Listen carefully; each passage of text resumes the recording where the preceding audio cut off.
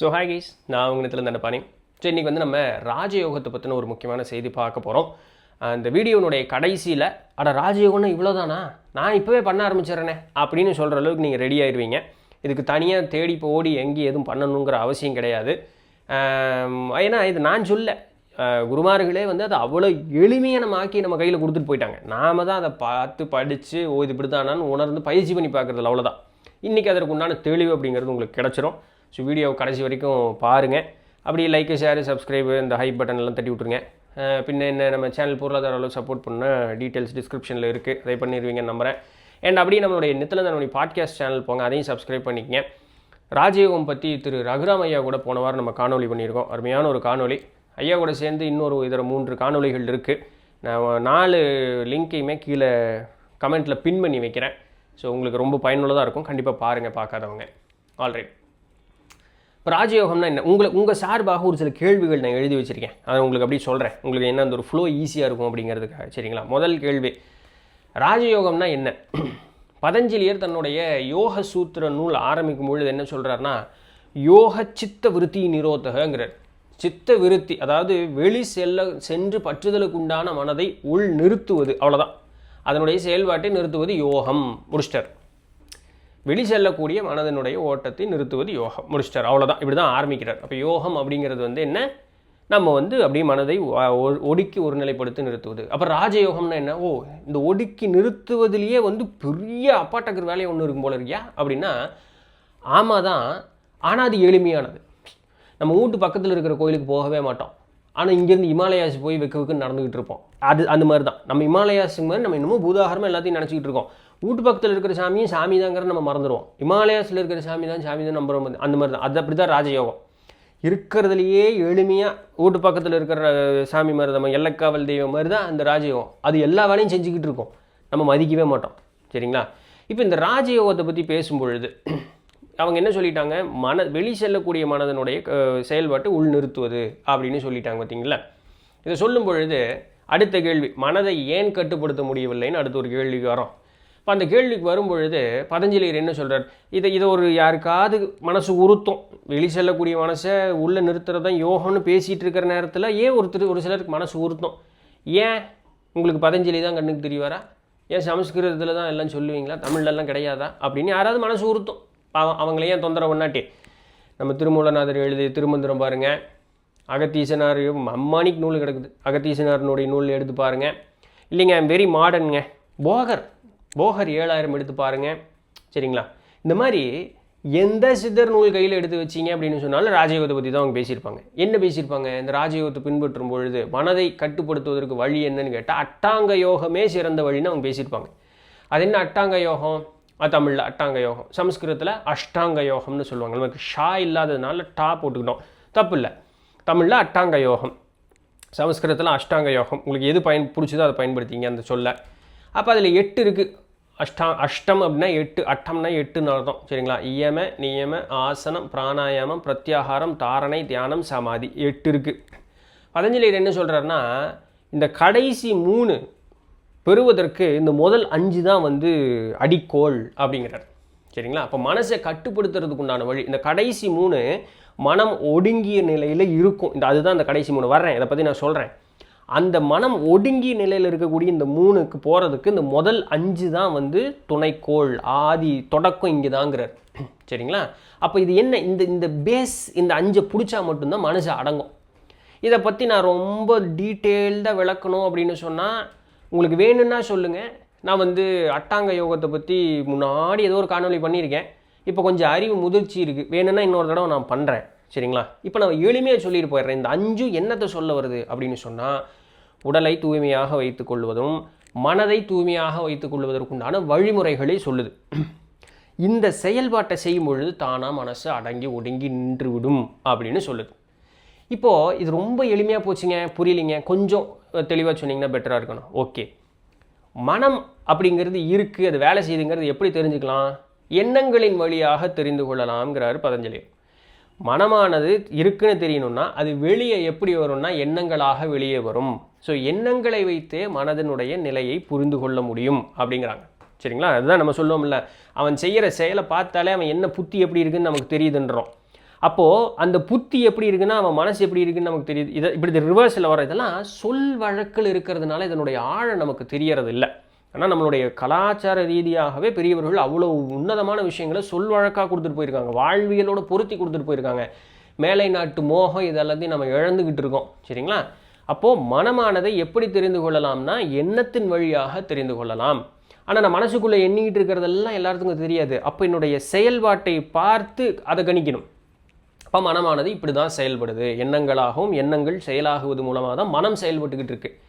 இப்போ இந்த மனமானது எதை பொறுத்து செயல்படுகிறது, எதை நாடி செல்லுகிறது அப்படின்னு கேட்டால் என்னுடைய 5 புலன்கள் என்னுடைய நுகர்ச்சியின்பால் செல்லுகிறது. அவ்வளோதான். இந்த 5 புலன்கள் என்பால் மெய், வாய், கண், மூக்கு, செவின்னு சொல்லக்கூடியது ஒரு பொறி. சரிங்களா? இந்த கண் இருக்குது, மெய், வாய், கண், மூக்கு, செவிங்கிறது பொறி.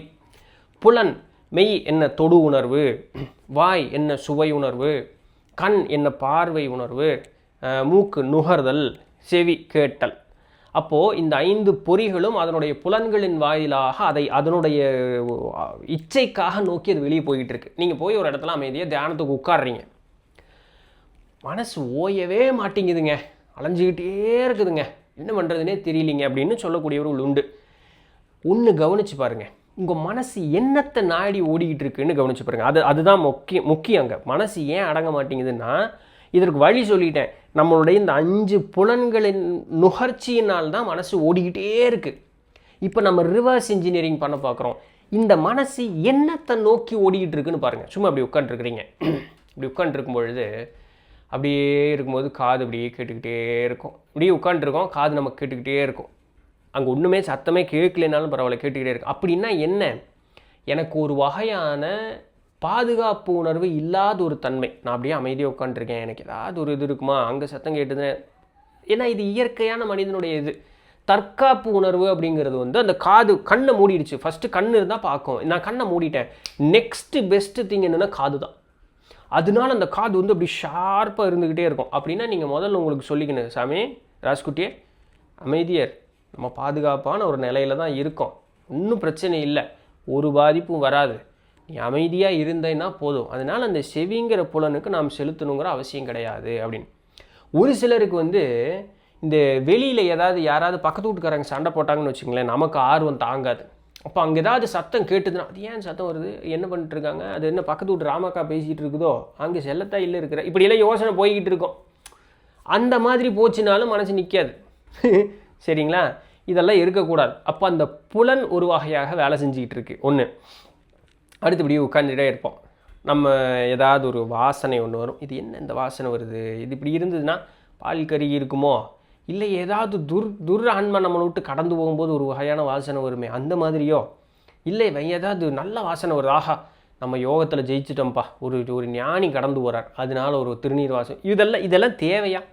நானே மனசு அமைதியாக உட்கார்றேன், எனக்கு எதுக்கு இப்போ இந்த மூக்கு வேலை செய்யணும் இல்லையா?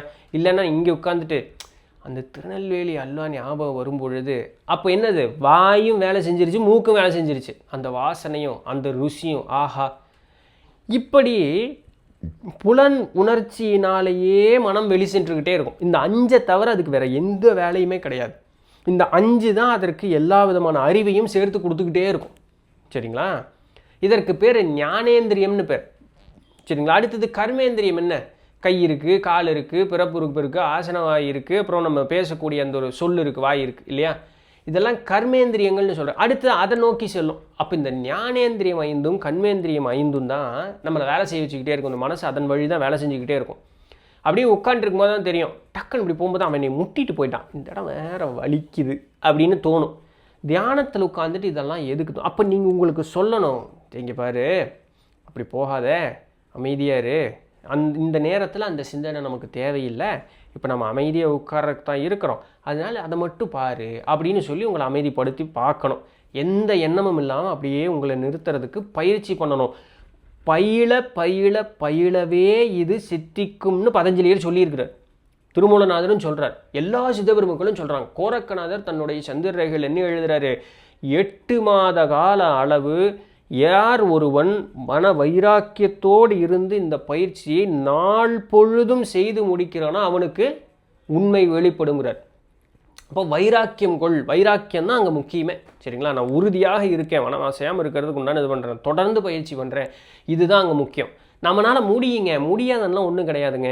என்னங்க, ஒரு 4 பேர் ஓட்டப்பந்தயத்தில் ஓடுறான், ஒருத்தன் முன்னாடி ஓடுறான், ஒருத்தன் பின்னாடி ஓடுறான், இது இயற்கை தானே, எல்லாரும் ஒரு முசுவாவாக ஓடுறாங்க. அதுபோல் ஒரு சிலருக்கு அந்த வைராக்கியம் கொஞ்சம் கூடிடுது, முன்வினை கருமம், நமக்கு கொஞ்சம் லேட்டாக கொடுது, அவ்வளோதான், தட் இஸ் ஓகே. பட் கம்பேரிசனுக்கெல்லாம் போகாதீங்க, அவனுக்கு கூடிச்சே நமக்கு எப்படி ஆகும், அப்படி போகவே அந்த டென்ஷனே உங்களை மோசமாக்கி விட்டுரும்.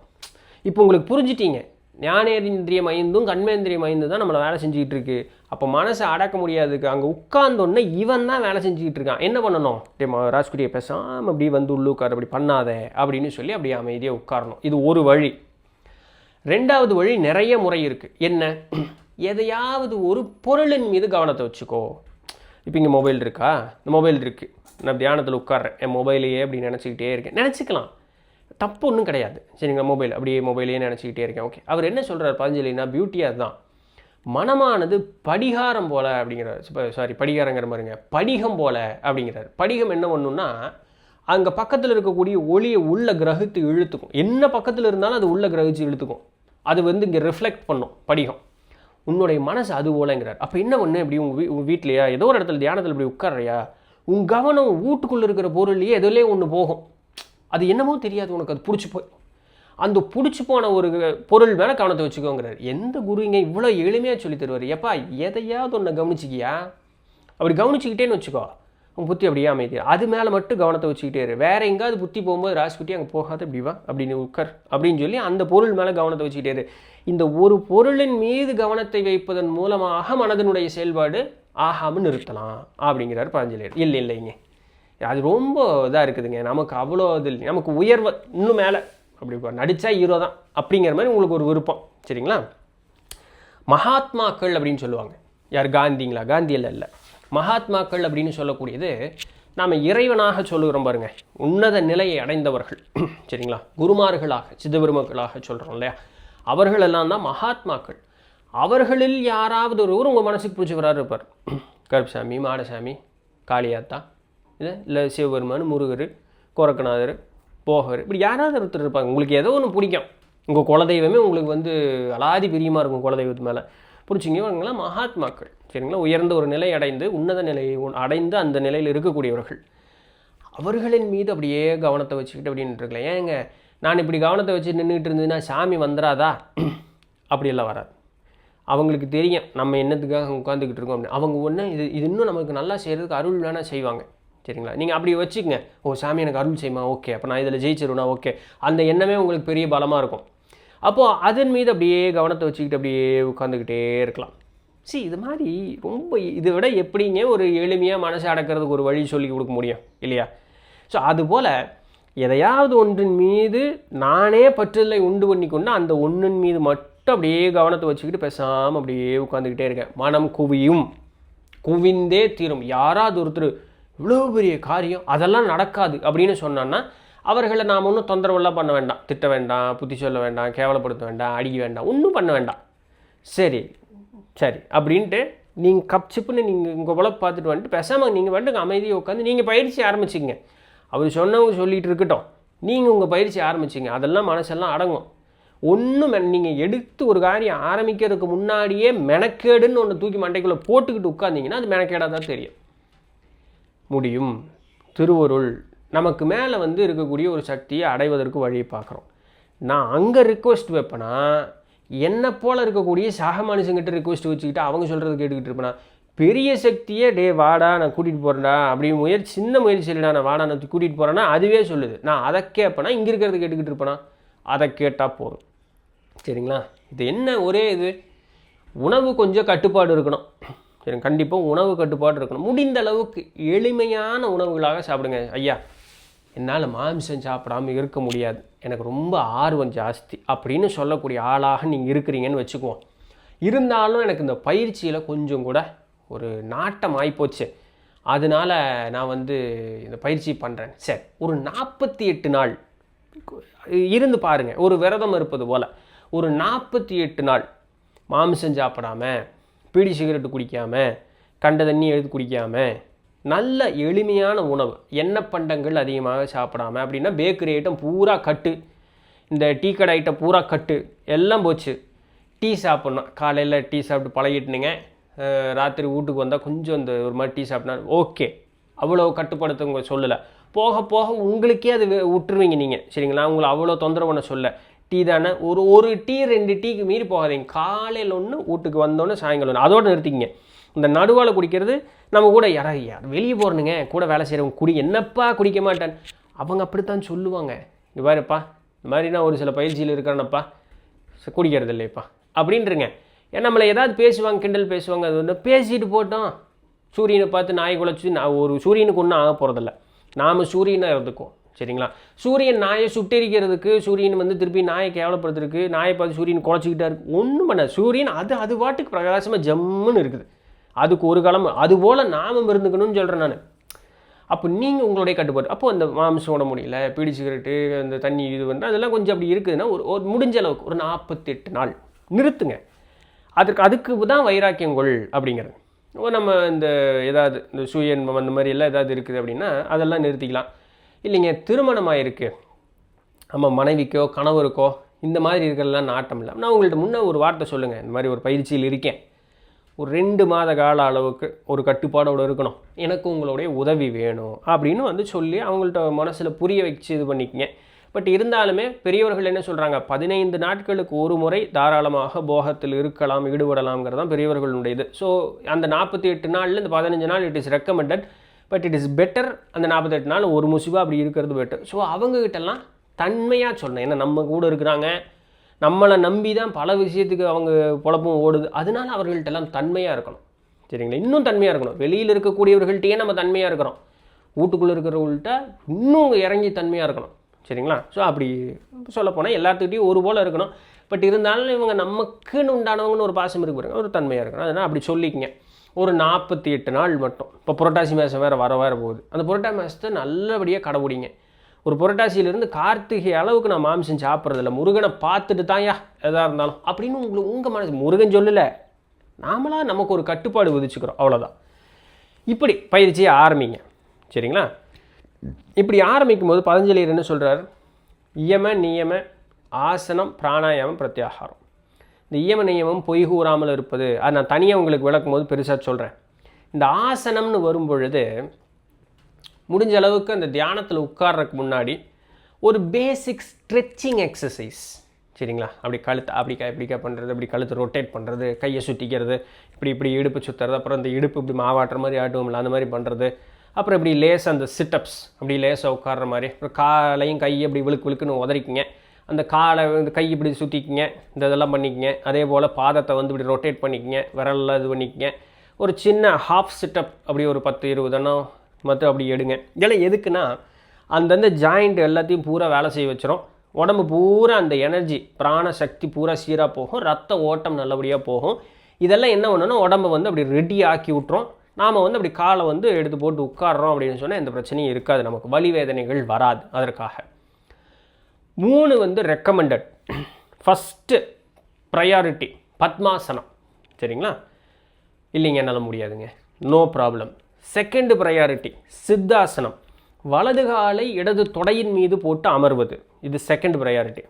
நோ, அது என்னால் முடியாதுங்க, ஓகே. தேர்டு ப்ரையாரிட்டி சுஹாசனம், சமணங்கால் போட்டு உட்காரு, சாப்பிடும்போது கீழே உட்காரோம் இல்லையா, சமணங்கால் போட்டு உட்காரு, இது 3. ஐ எம் வெரி சாரி, 3மே என்னால் முடியாது, ஓகே. ஒரு நாற்காலி எடுத்துக்கங்க, இந்த பிளாஸ்டிக் சேரில் உட்கார்ற மாதிரி குழி சேரில் வந்து இப்படி உட்காரணும், அப்படியெல்லாம் உட்காரக்கூடாது. அதெல்லாம் ரொம்ப கரெக்டாக இருக்கணும். என்ன பண்ணுறீங்கன்னா ஒரு நாற்காலி எடுத்துக்கங்க, முதுகு தண்டு வடம் வளையாதவாறு இருக்கணும், அது ஒன்று தான், வேறு ஒன்றும் கிடையாது. அங்கே நேராக உட்காந்துங்க நாற்காலி, கால் வந்து கீழே தரையில் 2 பாதங்களும் பதிகிற அளவுக்கு இருக்கணும், அந்த மாதிரி தான் இருக்கணும் ஹைட்டு அந்த நாற்காலியோடது. கீழே கால் பாதம் பதிக்கும் பொழுது அந்த நாற்காலியில் அமர்ந்திருக்கும் பொழுது அந்த நாற்காலியில் நீ உட்கார்றதுக்கு ஒரு விரிப்பு எதாவது போட்டுக்குங்க. கீழே வெறுங்கால் படக்கூடாது, ஸோ அதற்கு ஒரு விரிப்பு ஒன்று போட்டுக்குங்க. இது மட்டும்தான் கண்டிஷன். நீங்கள் கீழே உட்காடுறீங்க பத்மாசனம் அந்த இதெல்லாம் ஆசனங்கள் உட்காரும்போது கீழே வந்து ஒரு கனமான ஒரு விரிப்பு போட்டு உட்காந்துக்கணும், சரிங்களா? இதுதான் கண்டிஷன், மற்றபடி வேறு ஒன்றும் கிடையாது. இதெல்லாம் மஸ்ட்டு, இதெல்லாம் ரொம்ப கேர்ஃபுல்லாக ஹேண்டில் பண்ண வேண்டியது. ஏன்னா நிலத்திலிருந்து அந்த பிராணசக்தி நேராக தாங்குகிற அளவுக்கெல்லாம் உடம்புக்கு வந்து பக்குவமெல்லாம் கிடையாது. அதனால் விரிப்பு வந்து கரெக்டாக நம்ம வீட்டில் போத்தி தூங்கும்ல பெட்ஷீட்டு, அந்த பெட்ஷீட்டு தூப்பிட்டு போட்டு கீழே உட்காந்துக்குங்க, அவ்வளோதான், மற்றபடி வேறு ஒன்றும் இல்லை. இது மாதிரி பண்ணி தான் நம்ம தியானத்தை ஆரம்பிக்கிறோம். அப்போ முன்னாடி ஆசனத்திற்கு உண்டானது வந்து அந்த எக்ஸசைஸ் பண்ணிக்கிட்டோம். இல்லை ஏதாவது யோகா கிளாஸ்லாம் போயிட்டு வரீங்கன்னா சந்தோஷம், உடம்பு கொஞ்சம் ஒரு மாதிரி ஃபிட்டாக இருக்கும். இது போக அந்த தியானம் முடிச்சுட்டு ஒரு நடைப்பயிற்சி, ஓட்டப்பயிற்சி எல்லாம் ஒரு ரெகுலரைஸ் பண்ணி வச்சுக்கிறது நல்லது. இது வந்து நான் தியானத்திற்கு முன்னே மட்டும் இருக்கக்கூடியதை சொல்கிறேன். அப்போ இந்த மாதிரி எக்ஸசைஸ் எல்லாம் பண்ணி உட்காந்தாச்சு. இப்படி உட்கார்ந்த உடனேயே தான் நான் முன்னே சொன்ன மாதிரி அப்படியே மனசை ஒருநிலைப்படுத்தி கொள்வதற்கு எந்த முத்திரை பற்றி பேச்சு இல்லை, எந்த மந்திரங்கள் பற்றி பேச்சு இல்லை, குண்டலினிங்கிற வார்த்தையே இந்த இடத்துல இல்லை, வாசிங்கிற வார்த்தையே இந்த இடத்துல இல்லை, எதுவும் இல்லை. நீங்கள் பாட்டுக்கு உட்காடுறீங்க, பேசாமல் அமைதியாக உட்காடுறீங்க, சரிங்களா? பூரண கும்பகம்னு சொல்லுவாங்க. அப்படின்னா என்னென்னா, நானே இந்த மூச்சு அப்படி மூச்சு உள்ளே இழுக்கிறோம், உள்ளே நிறுத்துகிறோம், வெளியே விடுறோம். இந்த மூச்சை உள்ளே இழுக்கிறதுக்கு பேர் பூரணம், வெளியே விடுவதற்கு பேர் ரேசகம், சரிங்களா? உள்ளே தக்குவதற்கு பேர், தக்க வைக்கிறதுக்கு பேர் கும்பகம். பூரண கும்பகம்ங்கிறது இந்த மூச்சை உள்ளே இழுத்து நானாக நிறுத்துறதுக்கு பேர் பூரண கும்பகம். இது 3 வகையான பிராணாயாமத்தில் வரும். இன்னும் ஒன்று தானாக நடக்கும். அந்த தானாக நடக்கிறது தான் சிறப்பு. என்ன? கேவல கும்பகம்னு சொல்லுவோம். நம்ம இப்படியே அமைதியாக உட்காந்துட்டு இருக்கும் பொழுது நாடி சுத்தி பண்ணுறது நல்லது. என்றைக்குமே அந்த தியானத்துக்கு போகிறதுக்கு முன்னாடி நாடி சுத்தி ரொம்ப நல்லது. என்ன? இடதுல இருந்து மூச்சு இழுக்கிறோம், உள்ளே நிறுத்துகிறோம், வெளியே விடுறோம். வலதுலேருந்து மூச்சு இழுக்கிறோம், உள்ளே நிறுத்துகிறோம், வெளியே விடுறோம். இது ஒரு cycle. Left right, right left, இது ஒரு சைக்கிள். குறைஞ்சது 3 பண்ணுங்க. அதிகப்படியாக 10 செஞ்சிங்கன்னா சந்தோஷம். 20 செய்கிறக்கு உங்களுக்கு நேரம் இருக்குன்னா சூப்பர். ஆனால் செஞ்சதுக்கப்புறம் இன்னும் நிறைய நேரம் தியானத்தில் உட்காரணும். ஸோ டைமை கால்குலேட் பண்ணிக்கங்க. Minimum 3 is better. 3 பிரேக் பண்ணிங்கன்னா 10க்கு போயிருங்க, சரிங்களா? ஸோ இப்படி பண்ணணும். இது வந்து நாடி சுத்தி, உடலில் இருக்கக்கூடிய கழிவுகளை வெளியே நீக்குவதற்கு ரொம்ப பயனுள்ளதாக இருக்கும். இதை பண்ணிவிட்டு நீங்கள் அப்படியே உட்காந்துக்கிறீங்க. இப்படியே உட்காந்துக்கிறீங்க. உட்காரும் பொழுது நேரம் போக போக அந்த மனசு அசைஞ்சிக்கிட்டே இருக்கும். 1 நாள் ஆகுது, 2 நாள் ஆகுது, 3 நாள் ஆகுது. இப்படி 1 மாதம்லாம் கடக்கும் பொழுது நம்ம அப்படியே தன்னை அறியாமல் அப்படியே அமைதியாக இருப்போம். இது நடக்கும், 100% நடக்கும். உங்கள் நம்புங்க, நான் சொல்கிறத நம்புங்க. நீங்கள் போதும். நான் சொல்கிறது எப்படி ஏன் நம்பலான்னா, பெரியவர்களே எதாவது தான் சொல்லியிருக்காங்க. நான் அவங்க சொல்கிறதான் நான் சொல்கிறேன். அதனால நீங்கள் 100% நம்பலாம். அடுத்த நம்பிக்கை யார் மேலே இருக்கணும்? உங்கள் மேலே இருக்கணும். நான் செய்கிற பயிற்சி திருவருளின் கருணையினால் கண்டிப்பாக பயன் கொடுக்கும்ங்கிற ஒரு நம்பிக்கை இருக்குது. இந்த 2 நம்பிக்கை வச்சுட்டு அமைதியாக உட்காருங்க. அந்த மனமானது அப்படியே அடங்கி ஒடுங்கும். அந்த வேகமாக போயிட்டு இருக்கிற மூச்சு ஒரு வாரம் சீராகும். சீராகி அப்படியே நின்று அது பாட்டுக்கு அப்படியே நிற்கும். எந்த முயற்சியும் இல்லாமல் அதுவாக அப்படியே நிற்கும். இதற்கு பேர் கேவல கும்பகம்னு பேர். இந்த நிலை தான் உன்னதமான நிலையாக பெரியவர்கள் சொல்கிறார்கள். இந்த நிலையில் இருக்கும் பொழுது அது அப்படியே மெயின்டைன் பண்ணணும். இதை மெயின்டைன் பண்ணுறது தான் ட்ரிக்ஸு. அதற்கு தான் நீங்கள் அங்கே கவனம் வைங்க, இங்கே கவனம் வைங்க, அதெல்லாம் சொல்கிறதுக்கு உண்டான காரணம் அதுதான். மற்றபடி வேறு ஒன்றும் இல்லை. ஒன்ஸ் அது அப்படியே நின்றுச்சுன்னு வச்சுங்களேன். இதை தான் போகநாதர் சொல்கிற 7000ல், ஐயா ஓடக்கூடிய மூச்சை கவனியா, அதுவே தானாக நின்று போகும். அப்படியே நின்று அப்படியே விட்டுரு. அது நீ விட்டு, அந்த கவனத்தையவே விட்டுரு, நீ அது பாட்டுக்கு நின்றுக்குங்கிறார், சரிங்களா? இதை செய்து உண்மைன்னு சொல்லி நம்ம நேயர்கள் வந்து கமெண்ட் போட்டவர்கள் எல்லாம் உண்டு. எனக்கு ஞாபகம் இருக்கிறது ராஜேஷ் தான் நம்ம கமெண்ட் போட்டிருந்தார். அப்போது இந்த மாதிரி அது அப்படியே தியானத்திலிருந்து அப்படியே பயிற்சி செய்துக்கிட்டே வரும்பொழுது இந்த எண்ணமானது அப்படியே ஓட அது அப்படியே ஒடுங்கி ஒரு கட்டத்தில் அப்படியே அமைதியாக நிற்கும். இப்படியே நிற்கிறத நீட்டிச்சோம்னு வச்சுக்கோங்க, அவ்வளோதாங்க. இந்த இப்படி மனமானது இப்படி ஒடுங்கி நிறுத்தி இந்த எண்ணங்கள் அந்த மூச்சு அப்படி லேசாக ஓடிட்டு இருக்கும்பொழுது அப்பவும் எண்ணம் வந்து வெளியே சுற்றும். நான் முன்னே சொன்ன மாதிரி இந்த வெளியே சுற்றும் பொழுது எந்த புலனின் நோக்கத்திற்காக வெளியே சுற்றுதுன்னு பாருங்கள். அந்த புலனின் நோக்கத்து மேலே அப்படியே கவனத்தை வச்சு வெளியே போகாதுன்னு உள்ளே இழுத்துக்குங்க. வேறு எதுலையாவது பிடிச்சிட்டு வெளியே போகுதா, அந்த புலனின் நோக்கத்தின் மீது கவனத்தை வச்சு அதை அப்படி உள்ளே இழுத்துங்க. இது அப்படியே பழகும் பொழுது ஒரு கட்டத்தில் அப்படியே அமைதியாகும். இந்த உடலினுடைய செயல்பாடும் அப்படியே குறுகி மனமோட செயல்பாடும் குறுகி அது அப்படியே ஒரு நிலைப்பட்டு நிற்கும். உங்களுக்கு அது ஒரு வகையான ஆனந்தமாக இருக்கும். நம்ம இவ்வளோ நாள் நம்ம வந்து பார்த்து உணராத ஒரு அனுபவமாக இருக்கும். அப்படியே இருக்கும். அதுக்கு பேர் தான் பிரத்யாகாரம்னு பேர், வேறு ஒன்றும் இல்லை. அதற்கு பேர் தான் பிரத்யாகாரம்னு பேர். இந்த இடத்த நீங்கள் பிடிச்சிட்டிங்கன்னு வச்சுக்கோங்களேன், அடுத்த 3 ஈஸி. தாரணை, தியானம், சமாதிங்கிற 3 ஈஸி. இந்த 3ஐயும் சேர்த்துனா தாரணை, தியானம், சமாதி 3மே வந்து ரொம்ப மெல்லிசான விளக்கம் தான். அதை 3ஐயும் சேர்த்துனா ஒரு பேர் இருக்குது. அதுக்கு பேர் சம்யமானு பேர். இந்த 3 சேர்த்துனா அதற்கு பேர் சம்யமான பேர். யார் சொன்னா? பதஞ்சலி சொன்னார், வேறு யாரும் சொல்ல, பதஞ்சலியே சொல்லியிருக்கிறாரு. இந்த 3க்கு பேர் சம்யமான பேர். தாரணை, தியானம், சமாதி கூட்டினா பிரத்யாகாரம் பிடிச்சிட்டிங்க அப்படின்னு சொன்னால் தாரணை, தியானம், சமாதியான அந்த சம்யமாங்கிறது ரொம்ப ஈஸி. அந்த இப்படி பிடிச்சி நிறுத்தினதை அப்படியே எள்ளு பசகாமல் அப்படியே நிலைக்க வைக்கிறது மட்டும்தான் நம்ம வேலை. அதுக்கப்புறம் அவ்வளோதான், நீங்கள் ராஜயோகி, நீங்கள் ஜெயிச்சிட்டிங்கன்னு அர்த்தம். வேலை முடியாது. அப்படி நிலச்சி நிறுத்திட்டீங்கன்னு வச்சுக்கங்களேன், நீங்கள் ஜெயிச்சிட்டிங்க. சித்துக்கள் வாய்க்கப்பட்டுரும். சித்துக்கள்னு ஒன்று என்னங்க சித்து பற்றி அவ்வளோ பிகு பண்ணிக்கணுங்கிறது அளவுக்கெல்லாம் கிடையாது. நம்ம அவ்வளோ உயர்வான ஆளுகளும் கிடையாது. சித்துக்கள் கிடச்சா பயன்படுத்த மாட்டேன், அதெல்லாம் சும்மா கமெண்ட் அடிக்கிறதுக்கும் யூடியூப்பில் பேசுறதுக்கு மட்டும்தான். சரிங்களா? அவ்வளோ பிகு பண்ணிக்கணும்னு அவசியம் இல்லை. நம்ம பள்ளிக்கூடம் படிக்கும்போது இந்த சால்ட்டு டெஸ்ட்டெல்லாம் பண்ணியிருப்போம். அப்போ அது ஒரு சொல்யூஷனில் கரைச்சோம்னா அது நீல நிறத்தில் வருதா பச்சை நிறத்தில் வருதான்னா அது ரிசல்ட். அந்த அதில் கரைச்சா அது இப்படி வந்தால் தான் அது நீ செஞ்ச வேலை சரின்னு அர்த்தம். ஃபினாப்திலின் டெஸ்ட் பண்ணும்போது அங்கே அந்த ரிங்கு ஃபார்ம் ஆகணும்.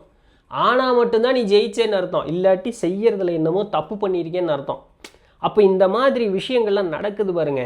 அப்போ இந்த சித்துக்கள் கிடைக்குதுன்னா ஓகேப்பா, அப்போ நீ செய்கிற பயிற்சி சரி, அதை புரிஞ்சுக்கோ. அப்படியா, இது நமக்கு இந்த ஒரு நிலை வாய்க்கப்பட்டிருக்கு, இவ்வளோ நாள் நம்ம இல்லை, அப்போ எப்படி வந்தது, பயிற்சி செய்யணும். அப்போ பயிற்சி சரின்னு சொல்லிட்டு பயிற்சியை தான் பிடிச்சிக்கிட்டே போயிட்டு இருக்கணும், சித்தாடக்கூடாது போய்.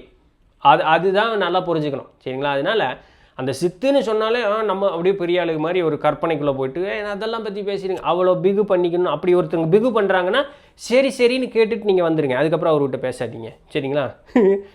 அதனால் இதெல்லாம் இது இப்படி பண்ணும்பொழுது நமக்கு கிடைச்ச ஒரு ரிசல்ட் அப்படின்னா நான் செய்யக்கூடிய பயிற்சி சரியாக வேலை செய்கிறதுன்னு புரிஞ்சுக்கணும்.